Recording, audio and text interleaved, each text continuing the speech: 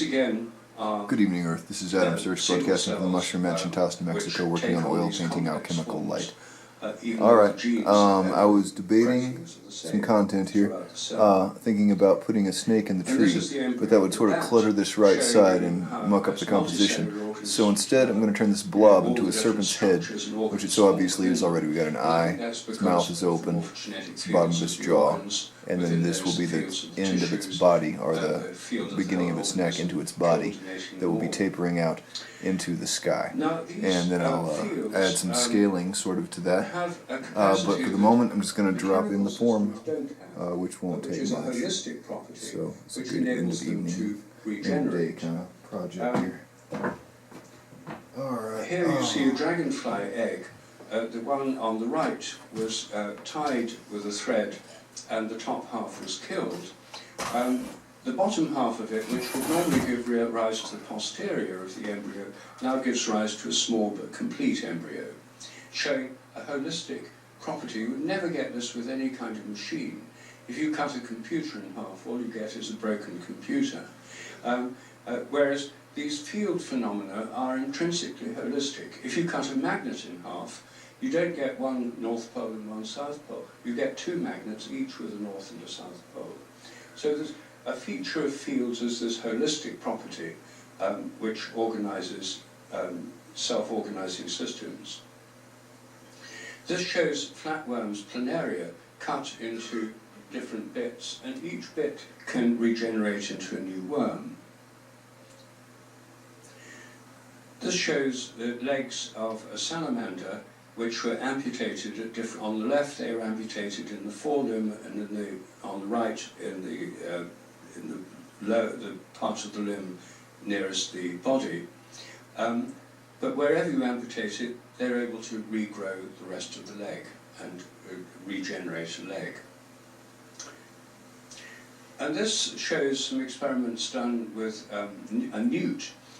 In this case, the lens was artificially, surgically removed from the eye, and the eye then regenerates a new lens from the edge of the iris. But in normal newt development, the eye develops by folding in on skin from the outside. It doesn't develop from the iris at all. So there's an ability to adapt in a seemingly intelligent way to regenerate forms. It would be very, very difficult to explain this without a field theory, both to account for the wholeness of it and also for the way in which it can move towards a final goal or an attractor, which these field models include, but which rather clunky mechanistic models of molecular interactions don't. So anyway, this is just a few words about morphogenetic fields.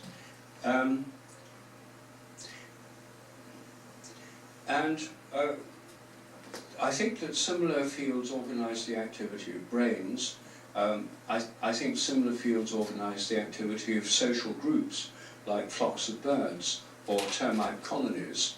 All of these fields, organizing fields, spread out in space, working on the parts within them, coordinating them together, and giving them their form, shape and structure, and enabling them to regenerate in the case of injury. Of course, not all injury can be followed by regeneration, but even in our own bodies, we can regenerate quite a lot. Our skin regenerates after damage, our liver regenerates, our blood cells are continually being regenerated.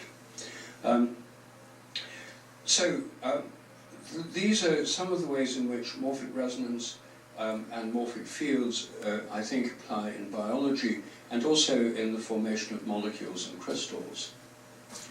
Now, these ideas, I think, have a wider relevance, and I'll just talk about a few of the implications. The main bridge between this way of thinking and architecture, which I know at least some of you here are architects or budding architects, is clearly there's an overlap in talking about form and the nature of form.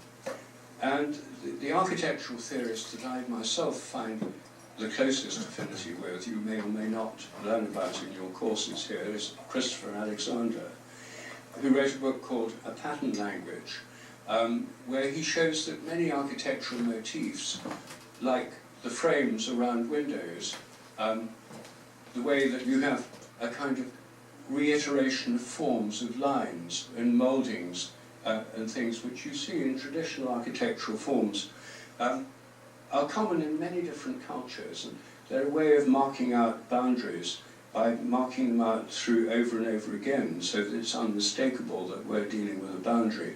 He deals with some of these archetypal patterns found in buildings all around the world, which are, I think, like morphic forms in our minds. I don't think the window itself has a morphic field, it's not self-organizing, but in our minds, the archetypal forms which are expressed through architecture, I think, are basic forms or morphic fields in our minds. He also wrote a 4-volume work called The Nature of Order, which is a very remarkable work and shows a very deep understanding of the nature of form and order, not just in architecture, but also in biology and in natural phenomena. So there may have been other theorists since Alexander who've done this, but of all the ones I've come across, he's the one who makes the closest bridge between this way of thinking about architecture and morphic fields, morphic resonance. He and I met once in Berkeley where he was teaching, and we got on really well, and I think there was a really good overlap there. Now, morphic resonance may also apply to buildings, not because buildings are self-organizing and have their own life. The very fact that they're organized by builders and architects shows that they don't just grow by themselves. If they did, there wouldn't be any need for the Architectural Association. But I think buildings can have a kind of memory, because when I enter a particular room, or when you enter a particular room, say this room, everyone who's been in this room has the same set of stimuli to their sensory system, the same windows, the same patterns, the same shapes, the same proportions. And so I think we come into morphic resonance with those who've been in the same space before. And I think this has noticeable effects. I think if it comes out in ordinary everyday life when people go looking at houses, they want to buy a house and they're going around different houses, and people say, oh, I didn't like that one, it had a terribly gloomy atmosphere, or that seemed such a sunny and cheerful home, and so on. So people, when it actually comes to the crunch, do pay attention to these things, and in extreme cases where really bad things have happened, you may even get hauntings. Almost all stories of hauntings are associated with stories of something bad that's happened there. And the converse is also the case. When you have places that have been visited, particularly holy places that have been visited by people on spiritual journeys like pilgrimages, then you often have a really powerful atmosphere in that place, which is added to by further pilgrims, and is where I think when you enter one of these holy places, you can feel something about the atmosphere of that place, which I think is coming through tuning into the memory of those who've been there in the past. And this, of course, is true not of any particular religion, it's true in general. I mean, I've been to many Hindu temples, I've been to great mosques, wonderful Islamic tombs. Here in England, I'm particularly keen on cathedrals, and part of the revival of pilgrimage, which is going on at present in a big way all through Europe, is very much about reconnecting with the archetype of the pilgrim journey, the journey with a purpose, and arriving in a holy place. It's a very deep archetype. It's found in all religions and all cultures, and I think it's rooted in the activities of our hunter-gatherer ancestors, who were always moving, and moving in annual cycles towards places of great significance with their own stories, like in the Australian songlines of the Aborigines. So I think that pilgrimage is a modern expression of this, both the archetypal journey and also the coming to the holy place, which has this particular power through the fact it's been treated as a holy place by so many people for so long. And of course some of these places had special qualities to start with. The people who are into geomancy or feng shui would say that many of them have, the place itself has a particular property. It could be a mountain top, there might be underground rivers there, and so on. There might be qualities in the place where the building is built. So you get both the power of the place geographically and historically. Morphic resonance also applies to rituals. I discuss this in my book, Science and Spiritual Practices, because there are many spiritual practices, and now they've been investigated scientifically, many of them. It turns out they have measurable effects.